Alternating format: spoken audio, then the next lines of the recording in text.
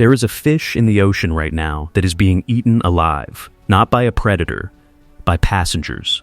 50 different species of worms, crustaceans, and larvae are burrowing through its skin, nesting in its gills, and feeding inside its gut.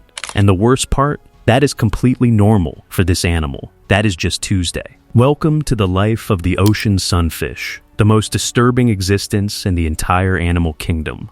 The setup: what is this thing? You have probably seen photos of this thing and assumed it was either dying or some kind of evolutionary mistake. It looks like someone drew a fish, got halfway through, and just gave up. It has no tail. Its mouth is permanently frozen open.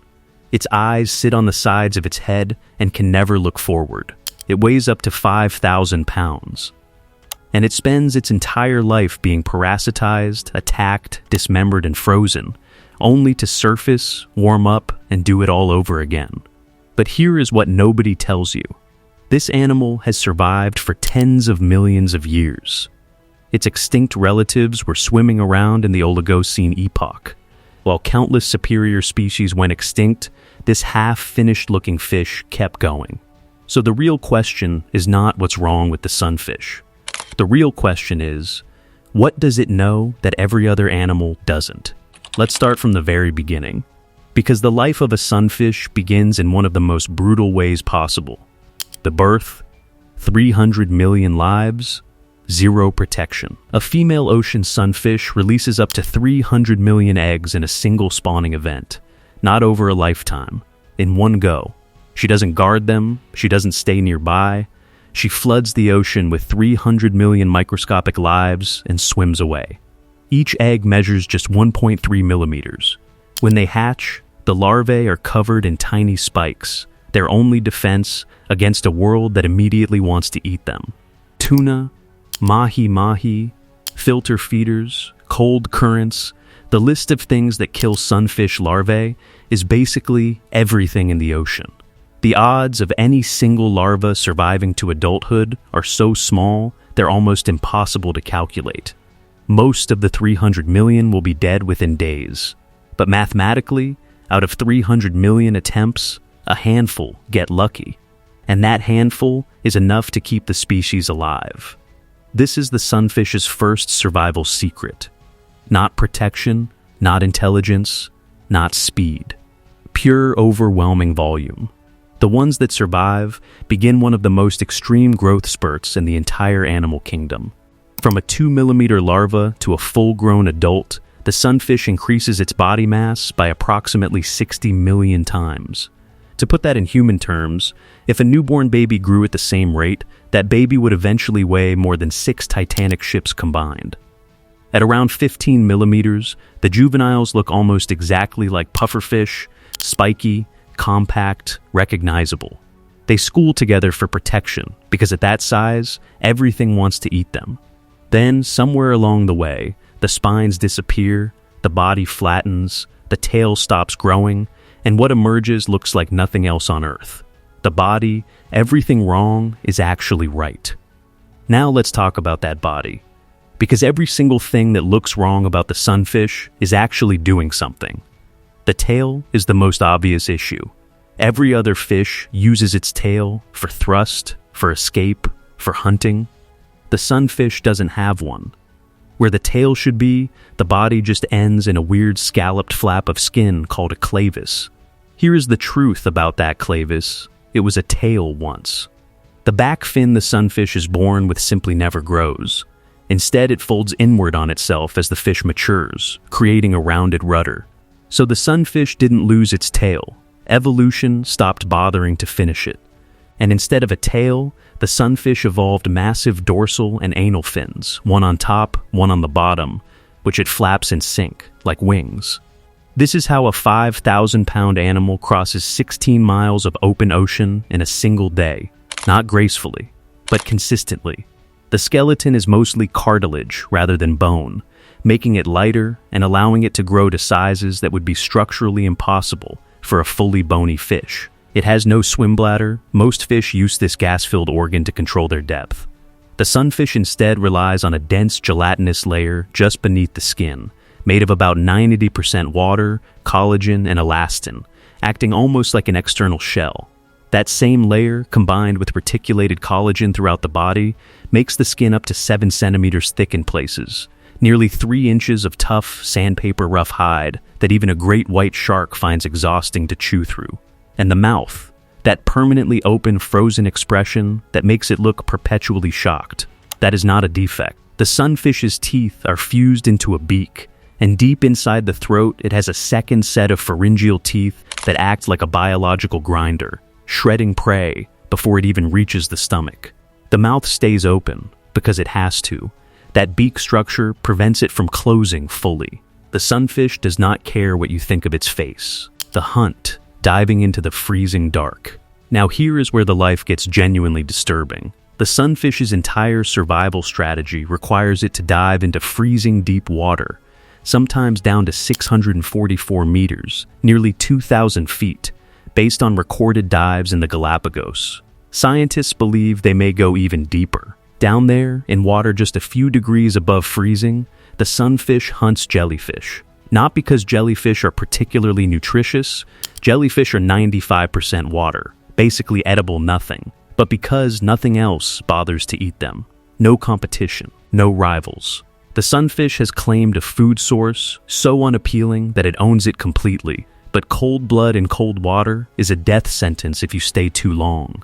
The sunfish's internal temperature starts to drop. Its metabolism slows. Research has shown that prolonged exposure to water below 12 degrees Celsius causes disorientation and eventually death. So after every hunting dive, the sunfish has to surface. It turns itself sideways, presents its enormous flat body to the sun, and just lies there, absorbing heat, for hours if needed. It is the largest solar panel in the ocean, and because it is so massive, it has what scientists call thermal inertia. Once it warms up, that heat stays locked in its body for a long time, big enough to store heat like a battery. It dives cold, burns through the warmth, surfaces, recharges, dives again, every single day of its life. The parasite crisis, living with 40 enemies, and while it is lying there at the surface, completely motionless, the parasites arrive. Over 40 different genera of parasites have been recorded on a single ocean sunfish: flatworms, tapeworm larvae, crustaceans burrowed into the skin, nematodes in the gut, copepods. Some of these parasites are themselves infected by smaller parasites. The sunfish is not just an animal, it is an entire ecosystem, a moving habitat that carries dozens of species wherever it goes. Here is the detail that should genuinely disturb you. One of the most common sunfish parasites is the larval stage of a shark tapeworm. That parasite needs the sunfish to be eaten by a shark in order to complete its life cycle.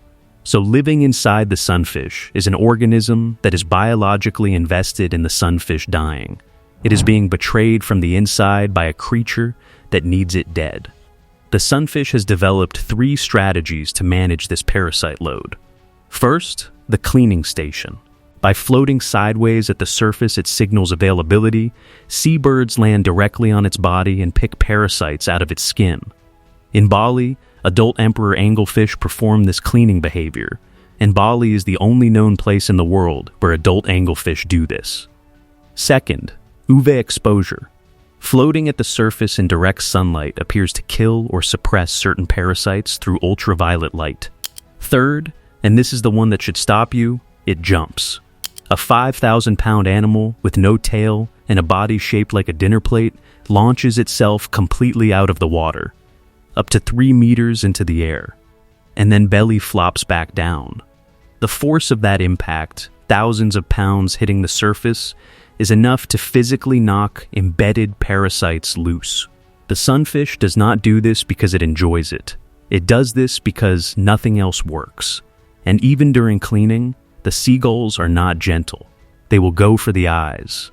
The sunfish has evolved a muscle specifically to retract its eyeballs deep into their sockets to protect them, while birds feed on the surrounding skin. It has adapted to survive its own cleaning process. The predators, surviving the unsurvivable. Now let's talk about its predators, because this is where the story gets ugly in a different way. Great white sharks and orcas are the only animals that seriously threaten a full-grown sunfish. Even they struggle. The thick cartilage and collagen armor means that a bite to the body is not necessarily fatal. The vital organs are packed densely and buried deep. The sunfish absorbs catastrophic physical damage and keeps swimming. Its sheer mass means that most predators eventually decide the calorie cost of killing it isn't worth the effort. Sea lions are different.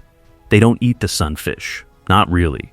In Monterey, California, during fall months, sea lions have been documented ripping the fins completely off sunfish. Then, they slam the finless body against the water surface repeatedly. They toss it through the air, they play with it like a toy, and then, after all of that, they abandon it. A finless sunfish cannot swim. It sinks, slowly, and is consumed by sea stars and anemones on the ocean floor. The sea lion doesn't eat it, it just destroys it for sport and moves on. That is the sunfish's life. Parasitized from birth, frozen during every meal, dismembered for entertainment, carrying organisms inside it that want it dead. And yet, here it is, still here, globally distributed across every ocean on Earth. Ayuk invulnerable, yes, but not from any natural threat, only from plastic bags that look like jellyfish and fishing nets that didn't mean to catch it. Every animal we call successful, the shark, the orca, the eagle, is successful in one specific way: speed, strength, intelligence. The sunfish is not the best at anything. It is simply impossible to finish off.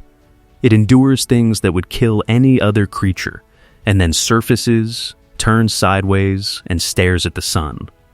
That is not stupidity.